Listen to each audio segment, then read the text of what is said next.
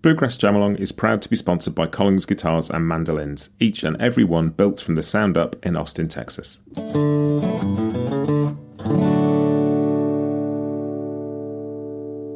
This episode is also brought to you by Peghead Nation, the home of roots music instruction. If you want to improve your playing, join me and thousands of other pickers getting better every day at pegheadnation.com.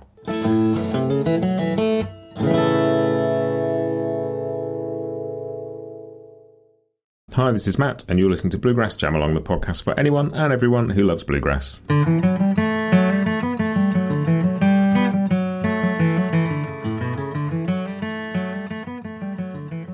Hey everybody, welcome back to Bluegrass Jam Along. My guest this week is Tony Trischka, and as many of you know, Tony's been on a couple of times before, most recently talking about Earl Scruggs when we did the Earl Scruggs 100th birthday stuff at the beginning of this year. And as part of that, he told me about this new project that he was working on called Earl Jam, and that is what this interview is all about. We'll explain what that is as we get on with it. I just wanted to say this interview took a little bit of putting together. And we referenced that sort of when we chat in the episode, so I just wanted to explain that. The first time there was a scheduling issue and we thought it was at different times and it all fell apart communication-wise. Second time, we got the time right, but the tech wouldn't work. Tony couldn't hear me, I couldn't hear Tony, it was a mess. We managed to sort out another date, sat down, turned it all on, nothing worked. It was a bit of a nightmare. And eventually, we got it sorted. I'm not really sure how. Tony ended up on his phone. It all worked, and that's what you're about to listen to. There are a couple of slight audio dropouts in this, but they don't really get in the way of anything, and it's not too big a deal. But I'm so glad we got to have this conversation because, A, I just love chatting to Tony. He's just fascinating and warm and funny and generous and interesting and all of those things. Such a legend of this music. But it's also such a cool project, and I've been listening to this record a lot, and I'm absolutely loving it, and I recommend you do the same. But before you do, have a listen to how it came about and what it is all about. This is Tony Trischka talking about his fantastic record, Earl Jam.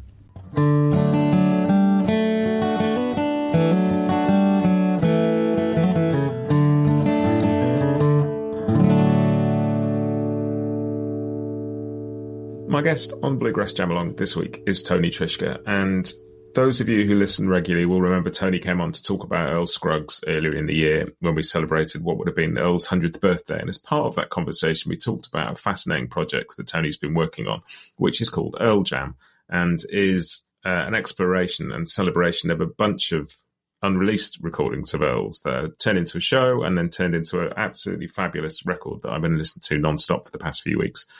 Tony, welcome back to the podcast. Thank you, Matt. Great to be here. Even for all these technical difficulties we've had. Yeah, this has taken some time to get working, and I very much appreciate your patience. Not at all. I'm so glad to be doing it. I mean, given that it's taken these recordings several decades to get out into the public domain, I guess the fact it's taken us a couple of weeks to get this far isn't quite the same. Yeah. So, first of all, I love this record. It's fantastic. And it's a very simple idea, essentially, isn't it? It's a bunch of recordings of Earl Scruggs that you heard that are home recordings of him playing with John Hartford.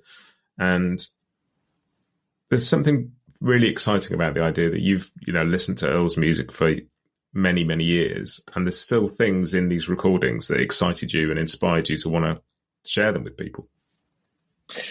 Yes, that's what inspired me to do this album, because as soon as I got it, this thumb drive with all this music on it, I started listening to tunes that I'd never heard him play before, that he'd never recorded, things like Chinese Breakdown, and a tune that's not going to be on this album but will be on a follow-up album next year, Here Comes the Bride.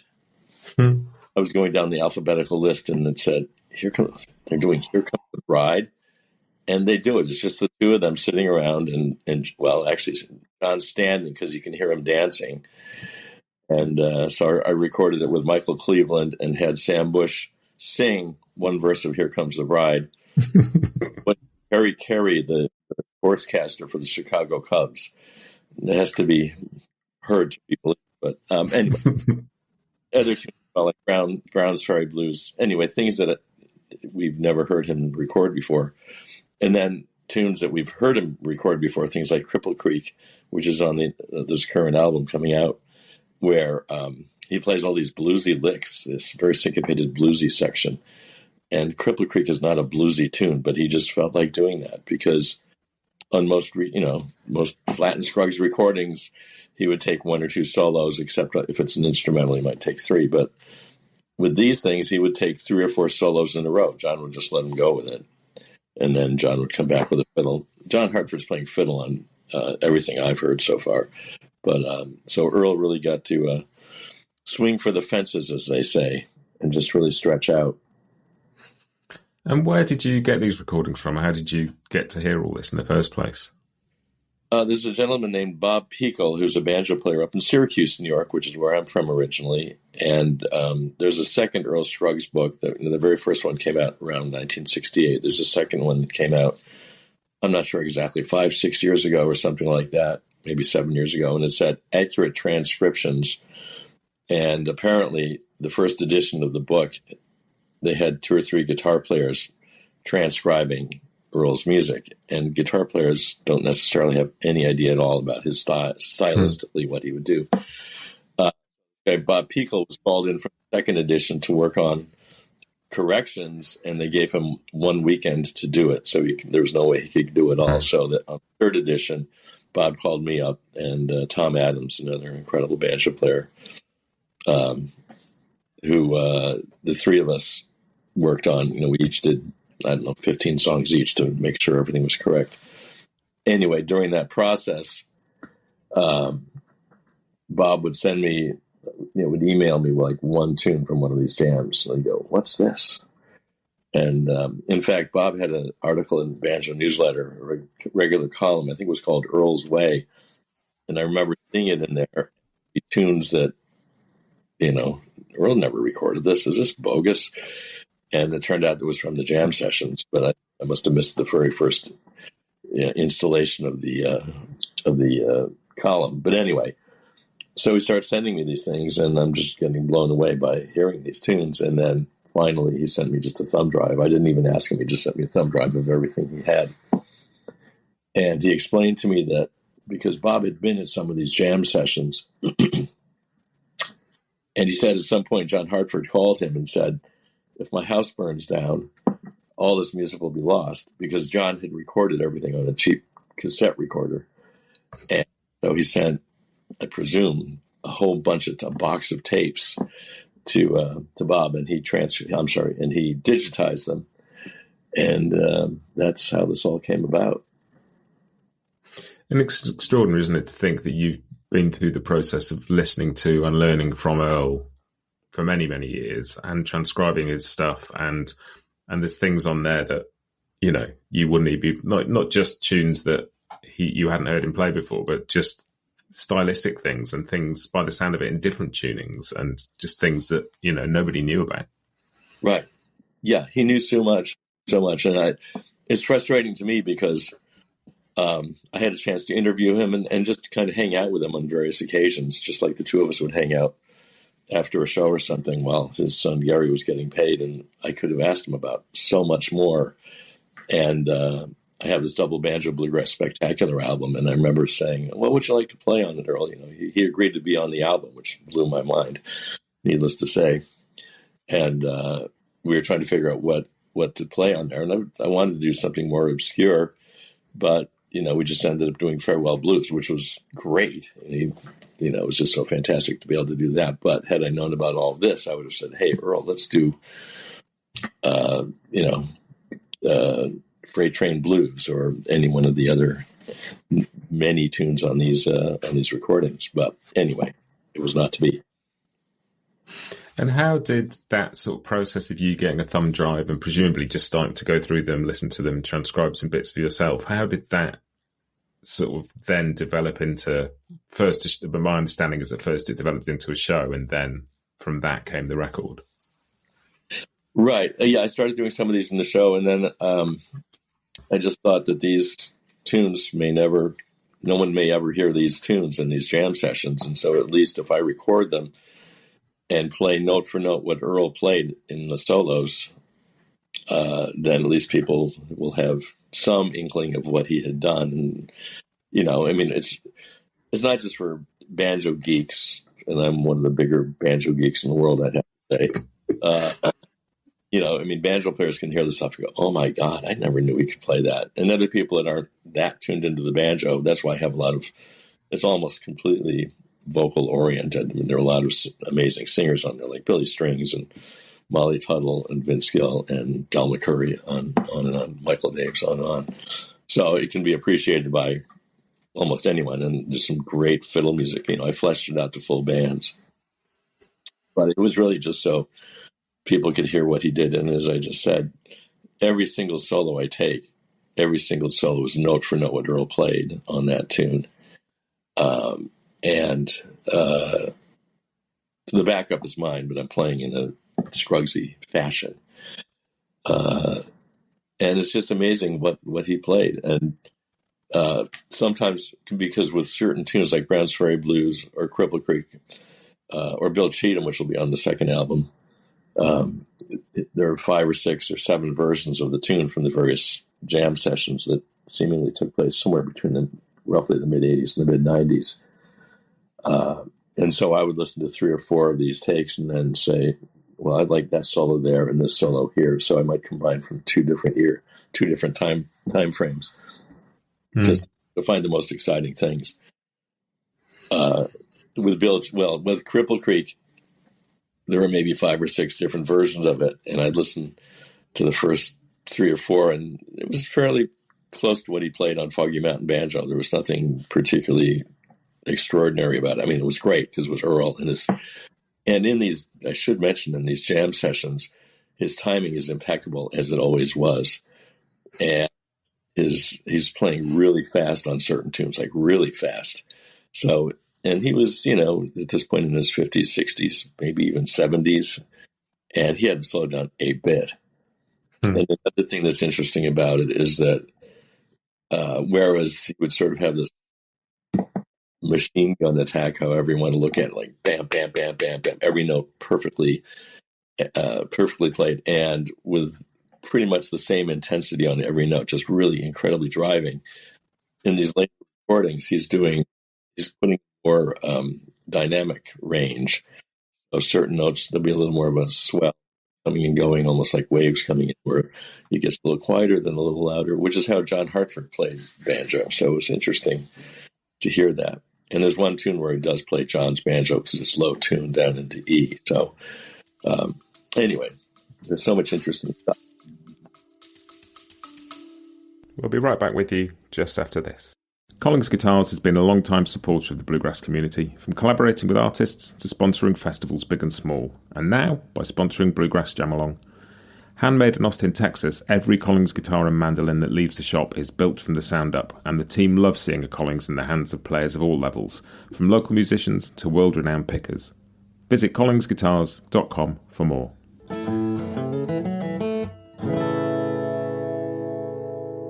This episode is also brought to you by Peghead Nation, the home of roots music instruction. With 65 streaming video courses for guitar, mandolin, banjo, fiddle, dobro, bass and ukulele from some of the leading names in acoustic music, Peghead Nation has something for every picker. You'll learn the tunes and techniques you need to join in at jams and play the music you love, plus advanced techniques like improvisation, theory and ear training. Your first course is just $20 per month, and you can add more for $10 a month. Sign up for any course and get your first month free with the promo code JAMALONG, all one word. Join thousands of other players, including me, who are advancing on their instruments and having more fun playing the roots music they love at pegheadnation.com. But I think sort of with all that in mind, I think one of the things I love most about this record is it could easily have been a record of banjo for banjo nerds that a small handful of people would have, or a big handful of people would have thoroughly dived into and kind of been blown away by. But what I love about it is if you knew none of the context whatsoever, you would just put it on and go, what a great bluegrass record that is, without needing to know the rest of it. It's not the sort of the exercise of putting this unheard stuff out into the world has long ceased to be an exercise and is just a joyous collection of bluegrass tunes. So however much or little you know of that story, it doesn't in one like tiny way change how you listen to it. Right. It works on any level that you want it to work on. Exactly. And again, there's so many incredible other players on here, like Sam Bush and Dominic Leslie and Jacob Jolliffe, just to name a few. Ronnie McCoury. So mandolin players can geek out on the mandolin. And I've got Stuart Duncan and Michael Cleveland and Errol Anger and Casey Dreesen. And, and if you love their fiddling, you can grab their solos. And in fact, I happened to notice, I don't know, somewhere in social media, some guy had transcribed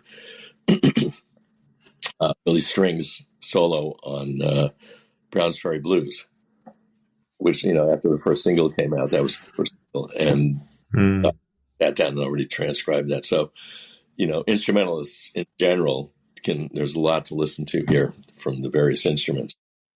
And then people who just like bluegrass can really enjoy all these singers. And Sierra Ferrell's on there also. Not that she's bluegrass, but she's an incredible singer, and her star is rising like crazy right now. So anyway. And that Browns Ferry Blue, what I love about Billy's break on that is he's playing like little banjo licks, those little bends high up the neck. He's sort of referencing Earl in the guitar break.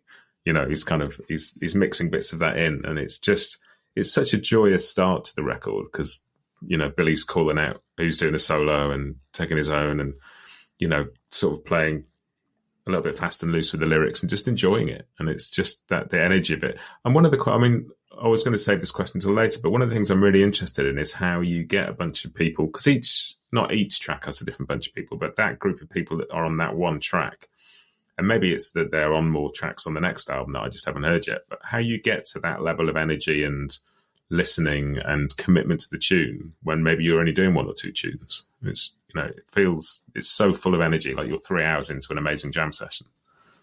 Yeah, well, we did, we rehearsed it. I mean, it's not like the tunes are crazy complicated, but they just, there's like an extra beat or something like that. Excuse me, in Browns Ferry Blues.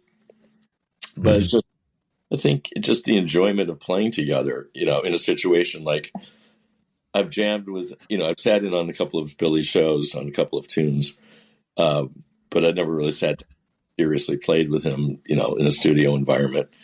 And we got Mark Schatz to play bass. I don't know if he ever played with Billy, and I don't know if Michael Cleveland had ever played with Billy, et cetera, et cetera. So it's just like, wow. I mean, and from my point of view, I get to play with the best players there are.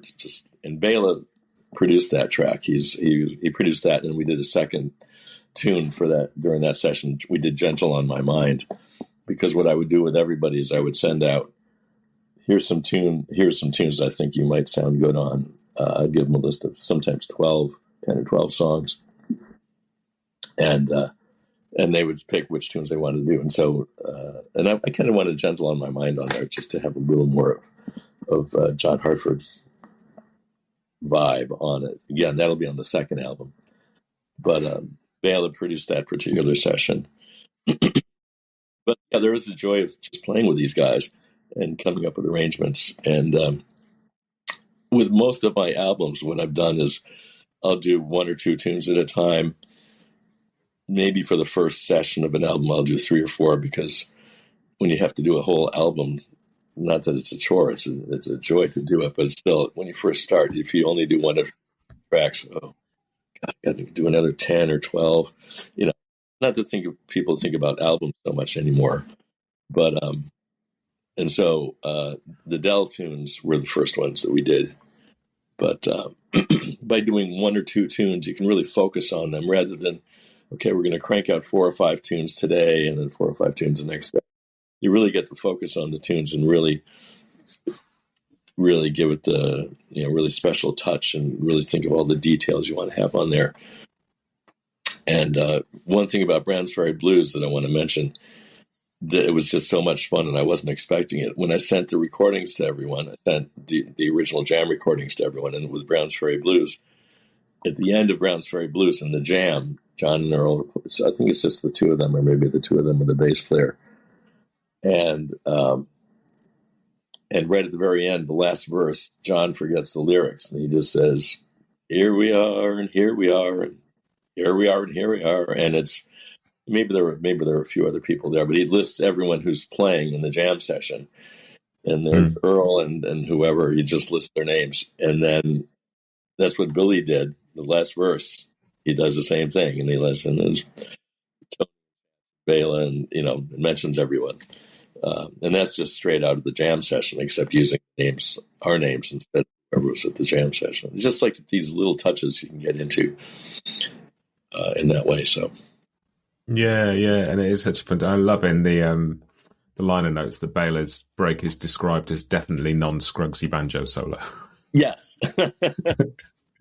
Yeah, he wasn't even getting to take a solo. I mean, he was just producing, and I said, "This is crazy. I've got you here, Bela. Get a solo." And he just burned it down. It's still one of the most remarkable solos I've ever heard. His timing on that is so out there in a really great way, and then his notes. It's unbelievable. It's an unbelievable solo. And you were talking about those sort of details in rehearsal, and one thing that this album has quite a lot of is key changes, and presumably that's so you can play the breaks where Earl played the breaks, but people can sing it where it suits them to sing it. Right, exactly. Yeah, Molly Tuttle on Dooley, we do that because her voice is in a different range, and because we were doing the key change, I was just going to do it, take the banjo solo and go back to Molly. And then, wait a minute, I've got Sam Bush here. Let's have him sing it in Earl's key. And I just love the fact that they trade off like that just to get Sam's voice off. Again, he's such an incredible singer. I love his voice just as much as everyone else's. And so anyway, it was advantageous to do that. And that happened 3 tunes on the album. Well, it works really well because it happens with San Antonio Rose as well that Sierra Ferrell sings, and that song is sort of in 2 keys anyway, like the verse and the chorus or whatever you want to call them are in 2. So you get this kind of intro, and then it shifts into a new key for her. And her like first note is just so clear, like she just because it comes in with a key change at the same time. It's just like this whole the hairs on the back of your neck are standing up. It's an amazing moment, isn't it? Yeah. Yeah, and I mean, she's a remarkable singer. I just saw her live, 2 weeks ago, and her costumes are amazing. She walked out like Marie Antoinette. She had this like some dress from like this 1700s, and her hair was piled up about literally a foot high. And she walks out like that with her guitar and singing her music, her Americana music. But her singing. I mean, she didn't miss a note. There was her pitch is so perfect. And studio, and we did 3 tracks, just knocked them out in 3 or 4 hours, which is really kind of remarkable. Not that it was that complicated, but still, that was really, really incredible to do that. And doing Amazing Grace and that, and then we did this Johnny Cash tune, I Still Miss Someone, which will go on the next album. So it was just so productive, and she's just so much fun, and I used her band, which also helped because the groove is already there. It's a preset groove, just like playing with Del. Playing with Del was just like getting into a warm bath and just good. So yeah, and that was one of the other astonishing moments on the record is when Del sings "Little Liza Jane." Those top notes coming out of him on that song are like being smacked in the face with a baseball bat. They're incredible. There's so much like power, and they're so pointed, and so like they're just the most direct thing I've heard in a long time. I'm gonna have you write the liner notes for my next album. And with a baseball bat. That's so they're great. You're right. It's astonishing. Yeah, and he wasn't even. We did 2 tunes. We did Columbus Stockade Blues, and then whatever it's called. That's on the album, Roll On Buddy. And then the day before, I'd recorded a couple of tracks with Mike Bob and this incredible fiddler whose name I'm having a senior moment of. Brittany Haas. Ouch. And doing that, and I wasn't going to have a vocal on it. And then Del was there. He said, "Hey, Del, would you sing on this?" So sure, because Dell's the greatest guy in the world, and I've known him for a million years, and so we just did it. And you're right, that those high notes, like on the chorus, oh, Miss Liza, he just kills it. And I do it live in my shows with Michael Daves, and he gets that same note, and I always have the same feeling that you're talking about, smacked on the head with a baseball bat. He really like gets up there in the same way that Dell does, and it's just so cool. Yeah, I saw a video of him the other day singing. It might have been yesterday. He's at the Blue Ridge Guitar Camp, Bryan Sutton's thing, and so there's a little video on social media of him and Dell singing something. And like, if you want somebody who's going to get up above Dell, Michael Daves is a great call for that, and he's got that power up there as well. I love hearing Michael sing. It's and both of them, it's kind of just, it's like incredibly real. Like you can hear the air being shifted, and it just sounds good. Yeah, molecular structure just kind of shift. Yeah, it's great. It goes right through you. It's a bit like that feeling I used to get when I was a teenager and I go to heavy metal gigs and the bass drum would sort of hit you in the chest. You actually feel it. It's a physical thing. Yeah, exactly. You're right. And the singing on this record in general is just, like it's a treat. But as you say, all of it is a treat. Like the fiddle playing, the guitar playing, the mandolin playing. The more I hear, I've said this a couple of times recently, but the more I hear Dominic Leslie play the mandolin, just in all circumstances, it's that Chinese breakdown, which is a tune I'm not particularly familiar with. It's just wonderful. Yeah, I'm very angry with Dominic. He moved to Nashville. He was living in New York City for a while, and he was there to play with, and it was God, this is so great. This great mandolin player. I have this album called "Shall We Hope" that he played on while he was living here, but now I go to Nashville to play with Dominic, and in a similar way, though I tried to get him on, just too busy. Alex Hargraves, who also lives in New York. Also, I live in New Jersey, and he's close by in Brooklyn. Except Billy Strings had to hire him away, and of course Billy's on the road 270 days out of the year. So even when they live here, they're hard to get.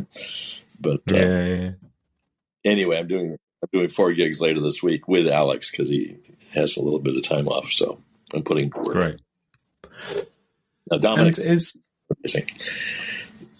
And I read somewhere that the sort of the genesis of this shows you were doing were kind of an overview of Earl's career.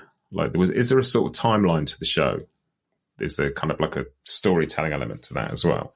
Yeah, I try. I start these days. I've been starting with one of my own tunes just so I can do what I do, as it were. And then usually this changes a little bit because we go with Reuben, which is the first tune that Earl played in the 3-finger style.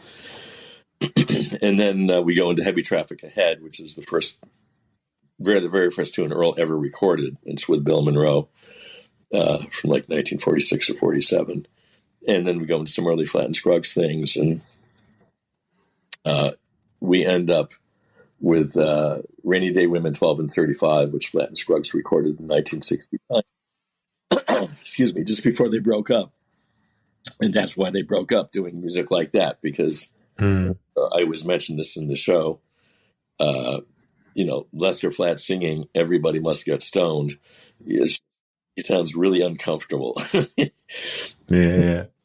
And then right after they broke up, Earl put out an album, his first solo album called "Nashville's Rock," and on the back cover, he's standing in front of a bank of Fender amps. And Lester's first album out after breaking up with Earl was real straight ahead bluegrass, and on it there's a song called "I Can't Tell the Boys from the Girls." So yeah, it's funny, isn't it? Is that sort of between them there was such a part of blazing this trail to the point where it's hard to play bluegrass at all without referencing one or both of them most of the time, and yet chose to go in very different directions from there. Yeah, I know. And Earl, there's this quote that is attributed to Earl, which is correct because I've seen it in a variety of different places. And it's, "You can't encore the past. When I see the bright shining out there, I move toward it." And that's what he did in his life. After that, after he broke up with Lester, he put a band together with his sons. He told me that his sons would be jamming in the garage, literally a garage band, and he would say, "Hey, boys, can I sit in with you?" Earl asking the boys if he could sit in on their jams, and what do they say? Of course, Dad. And that became the Earl Scruggs Review in time. And they were doing Bob Dylan songs and things like that. More progressive things. And they had a drummer for a good portion of the time they were together. And then this movie came out, Earl Scruggs Family and Friends, and there he is with Bob Dylan and Joan Baez and the Byrds with Clarence White playing his string bender electric guitar. And then there's the one that got away that I think it was Randy, Earl's son Randy, found out that Ravi Shankar was going to be coming to town, to Nashville. And he said, "Dad, you should get Ravi Shankar in this movie."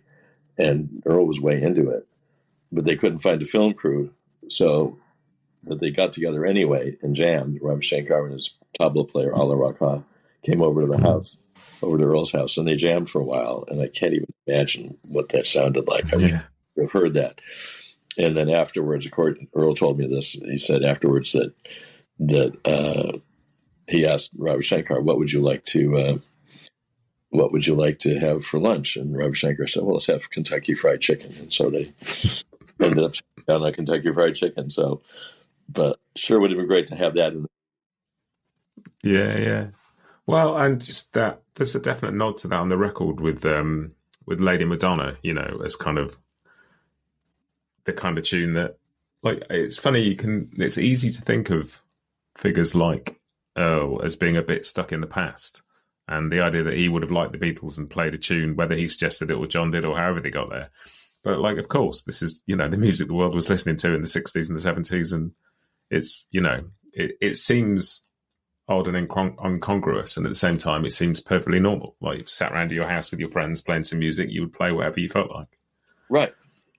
Yeah, and that's a really good point you're making there, Matt, because after listening to these for a while, and they're just playing all these crazy tunes. I mean, not crazy tunes, but tunes you just wouldn't expect. Although apparently after I recorded, or just before, I found out that the Earl Scruggs Review did play Lady Madonna. I think you can find it on YouTube, a live show, but it was never actually recorded on an album. But anyway, like something like "Here Comes the Bride," like they just play it, and Earl plays it perfectly, in his way, his way of playing it.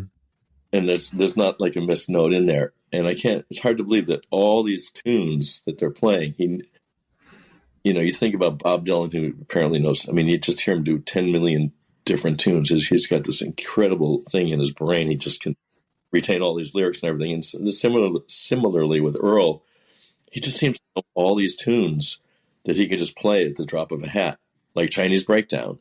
I mean, what's that? Where did that come from? And it's so cool the way he plays it. Or something like "Here Comes the Bride." He can just go straight from his brain to his fingers without even thinking about it.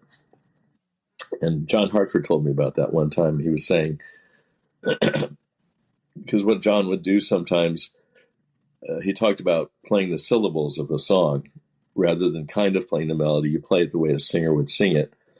And I remember seeing on live, when he was playing more banjo than fiddle, and he would like take a banjo break and move his lips while he was playing this solo, not singing, but just kind of moving his lips to the words. And he said it on one of my workshops one time, and he mentioned that he would do that so that he could really think about, okay, what are the lyrics to this particular verse? And I will play that on the banjo exactly the way I'm singing it. And so, maybe it's that sort of thing. Earl would just sort of be thinking, what are the lyrics he's thinking? "Here Comes the Bride," and he has this lightning fast reaction between his brain and his fingers, where he can just make it happen. I mean, it's one of the things I've wondered about in these recordings. Like, he plays flawlessly on just about everything, and how does he know every one of these songs? Because there's so many different songs. And there are a lot old country songs, old bluegrass songs, old time songs. But then there's some more modern things and more off the wall things like "Here Comes the Bride." And that's really interesting because there's, like, over the past few decades, there's a certain trend of improvising over bluegrass songs and tunes that isn't so much about playing the melody and isn't so much about playing a song instrumentally. It's more about experimentation and where can you take this and what can you put over the top of it.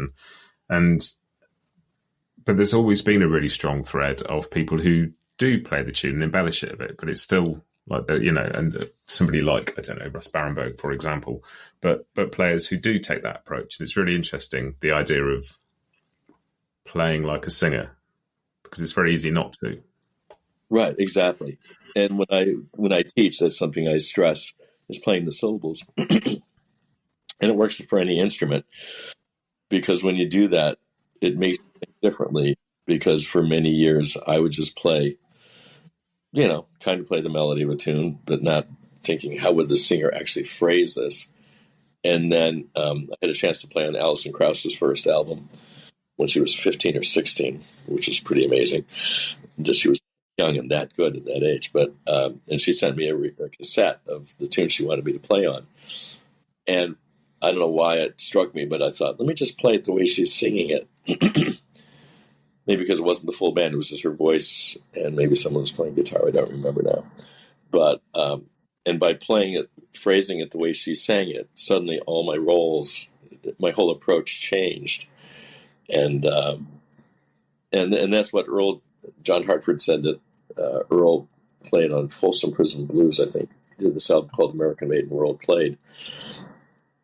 And there were no singers on it. It was all instrumentals on this album, but on Folsom Prison Blues, Earl would play the verse breaks, and then the fiddle or the dobro or whatever would take the chorus breaks. But on the 3 verse breaks, John told me that every single break was different because he was playing the lyrics to that verse on the banjo. Mm.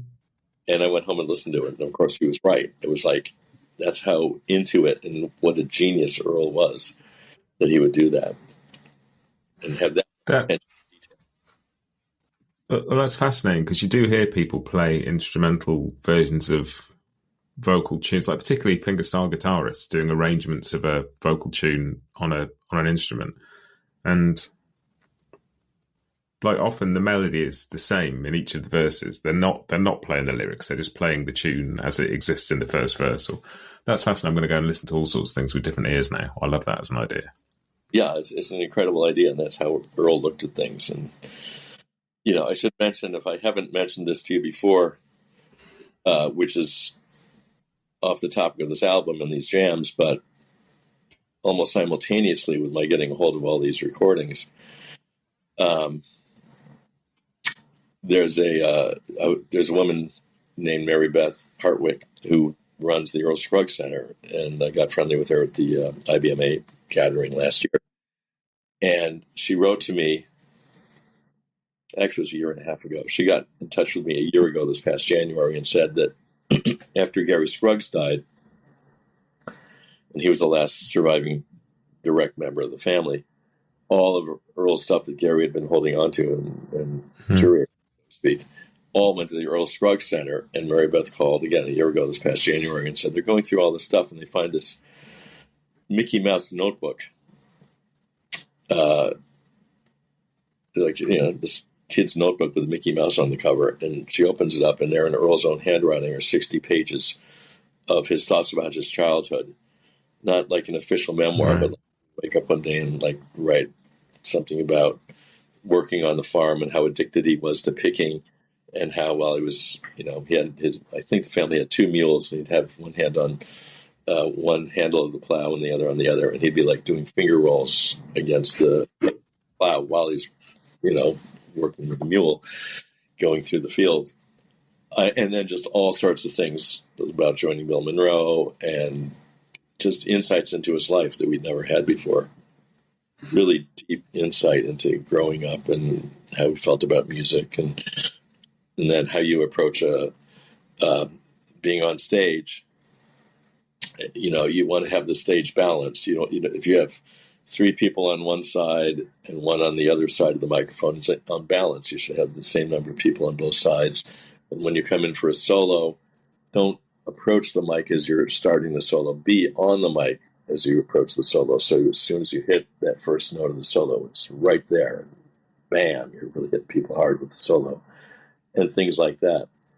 And he also mentioned that when he first started playing with people, it was frustrating to him because when he was playing by himself, he could just play the same tune for 5 minutes. And now he's saying, I'm playing in a band, and I only get one solo in the tune, maybe two. And I can't just play everything I want. And he was playing with these older gentlemen at that point. And it frustrated him because they looked very dour, very serious when they played.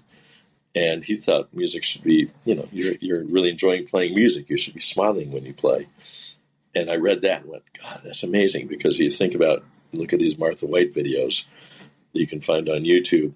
And he goes up, so many times he goes up to take a solo. He looks out at the camera and there's just a little bit of a smile on his face. It's just, it makes you feel good to see someone looking really serious, but they're smiling as they're playing.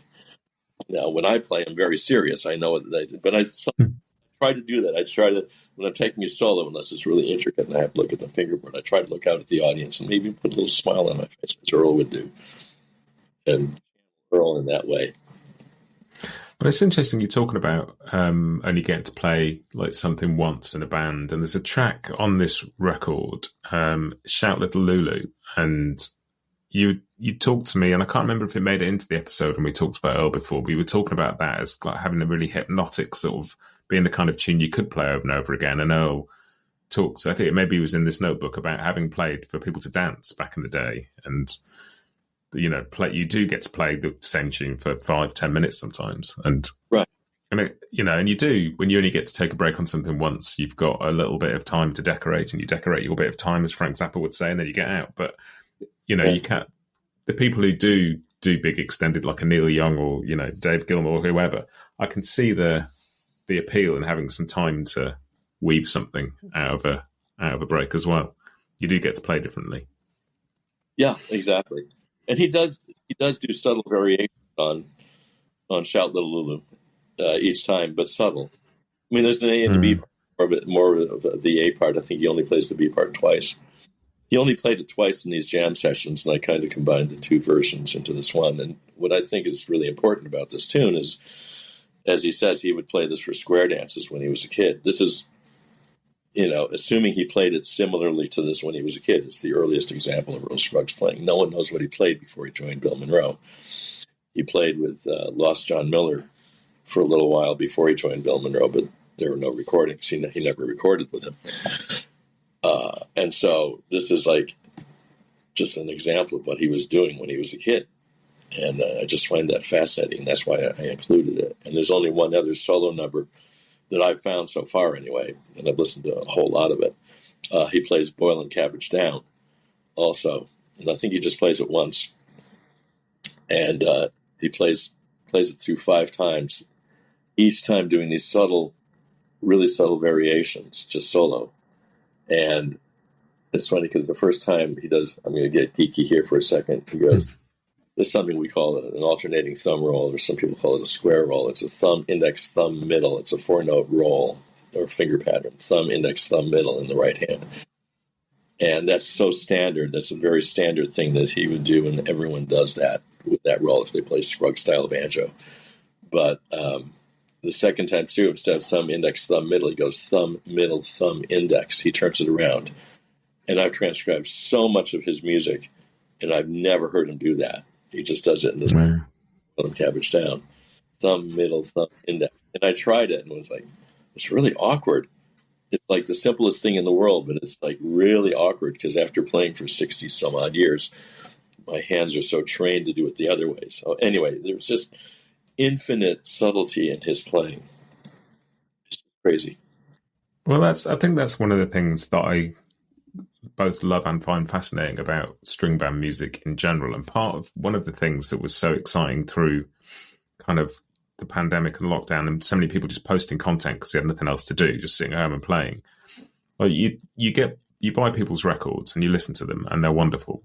But there's so much music that is made beyond that. Like I'm sure, like these jams with John and Earl, I'm sure like a backstage jam at a bluegrass festival contains some of the best bluegrass you're never going to hear in your life. So getting to hear clips of these as people do post them on social media and getting those insights into the world of how people play with different that you're getting to hear on this thumb drive, like that wasn't available back then. So you only got to hear what people put out officially, or the odd live tapes somebody might have, but it was all music that was meant to be played in front of an audience, and that was the mentality it was played with. Whereas when you're just playing socially, well, we see a little bit more of that now, but that wasn't the case back then, I guess. Right. And what's interesting, it's interesting you should say that, because you're talking about playing socially. Bluegrass music is a performance music. Old time music is more for social, for dances or just sitting around playing. It's not to be on stage. I mean, some people like Riley Puckett and Gid Tanner or Charlie Poole. I mean, there were some people that did perform, but in a general sense, old time music to this day is more social. In bluegrass, you're generally going to be out there on a stage. And in many ways, especially in John Hartford's later years, he was playing mostly fiddle and really getting into more old-time kind of playing. And Earl had that. And I talked to Gary Scruggs about that one time, how Earl would do things in ways that you never heard him do live.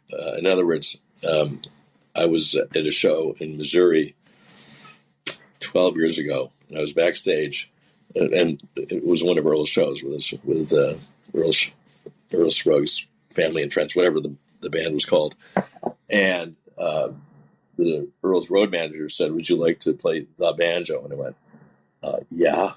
So he brought me back to Earl's dressing room, and I sat down by Earl, and Earl hands me his banjo. and Earl was opening up for Steve Martin in the show. So I played a little bit on it, and it felt really terrible, I have to say. It didn't sound good to me at all. I couldn't get a sound out of it. It was so disappointing. This is that banjo, you know. But then when Earl played it, it sounded like Earl Scruggs. So he could get a great sound out of it. But anyway, and Steve Martin was there, and so I handed the banjo over to Steve, and he puts it in double C tuning and plays one of his tunes, and then hands it back to Earl, and without batting an eyelash, Earl just immediately plays Brown's Ferry Blues in double C tuning. And Earl never recorded in double C tuning. I never even knew he ever played out of that tuning. He would play in drop C tuning with a 4-string down to C. And what's remarkable about that is that on the album, he plays Brown's Ferry Blues out of G tuning. So here's one tune where he would play in two completely different ways, not even two different keys, but in two different tunings. And I mentioned that to Gary Scruggs, and he said that, yeah, around the house, Earl would sometimes play it in 2-finger style, as he did before the third finger got in there. Like when he was a little kid, he would just play 2-finger style. Or he would play with the second string tuned up to C in what's called the modal tuning. So Earl there are just many surprises. In fact, Bill Evans and I went down to the Ryman to go to this Earl Scruggs memorial service, and they were showing in between speeches by people like Vince Gill or Emmylou Harris. They would have a little clip from one of these Martha White shows, and Earl's playing a fiddle banjo duet with Paul Warren, the fiddle player with the Foggy Mountain Boys, and right in the middle of it, Earl starts playing clawhammer. You can clearly see it. Bill and I look at each other aghast, like, he did clawhammer? One day, he never knew he did that. He does it for one verse or something, and then goes back to picking. So it just, the more even in these many years later, there's so much that we didn't know about Earl and what a genius he was. When he was working in this mill I think in Shelby near Flint Hill, where he grew up, he made his own capo. There were no banjo capos out there. He created his own banjo capo. He just, at the mill, he just had the materials and the equipment to do that. And, anyway, he's just ever more impressive. Just in the last couple of years, finding all these amazing things about him, musically. And it's wonderful. And it's, and one of the things I love is, the idea that through a record like this that includes Billy and Sierra and Molly and people that, hopefully some people will hear those tracks and go, well, I wonder what this is all about. And that will lead a bunch of other people to discover all this stuff and be as excited about it. And there'll be some people who go off on a lifetime exploration of transcribing and playing Earl's music, and so it goes around again, and it's a really exciting thing. And that goes back to what I was saying earlier at the beginning, really, about what I love about this record is how vital and alive it is. It's not a academic project in can we resurrect these breaks from this thumb drive. It's like, this music is living, breathing, exciting stuff. Let's let that out there. Mm-hmm. It's so exciting to listen to. Right. And I think what's nice about it is, because I'm a folkie at heart. I mean, I grew up, playing folk music on the guitar and protest songs when I was 12 and 13 years old because Dylan was around. But I grew up listening to the Weavers and that. And there's sort of a folky aspect. I mean, there's definitely bluegrass, but there are some folky elements. And one of the other tunes that I did with Tuttle, it'll go on the next album, is Red River Valley, because that's one of the tunes that she chose out of the ones that I sent to her. That here's some possibilities. She chose that, and there's just like a lot of this depth of American music here, and really sort of the heartland of American music. And the heartland of what America is in this music. And I think that's, in a way, not to get too philosophical about it all, but, with all the divisiveness in this country and, the disappointments with how our democracy works and things like that, at least this music and other musics, of course, like blues and I could go on, indigenous music, but, at least with this music, what these jam sessions draw on are kind of at the heartland of America, because not just what's on this album, what'll be on the next album, but what John and Earl just did in these jam sessions. They just, off the top of their heads, there's just so much beauty and depth and this rich history that is our country and is the music of our country, at least this aspect of the music. Yeah, and that's what I love about so much of like exploring music in any form, but particularly music where there's a history and a thread that you can pull through all of it, is just seeing all the things around that as well, and all the cultural history and all the context. And, there you can listen to one song and it's a song, and then the onion grows out from that. And it takes, music is such a huge thing that you can experience on a little level as well. And I think that's why it's just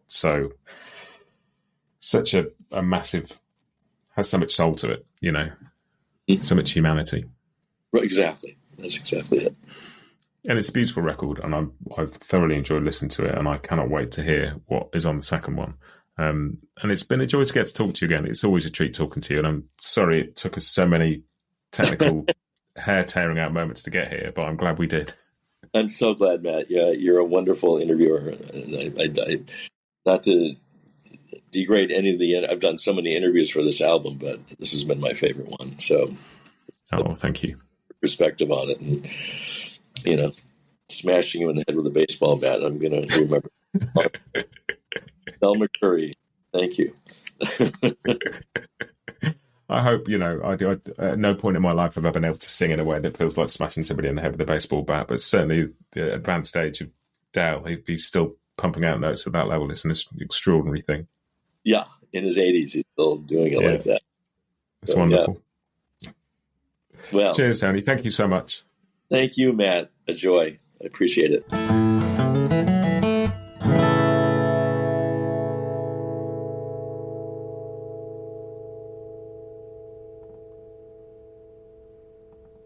Bluegrass Jam Along is proud to be sponsored by Collings Guitars and Mandolins, making some of the finest guitars and mandolins in the world since the 1970s. Visit collingsguitars.com and find out why.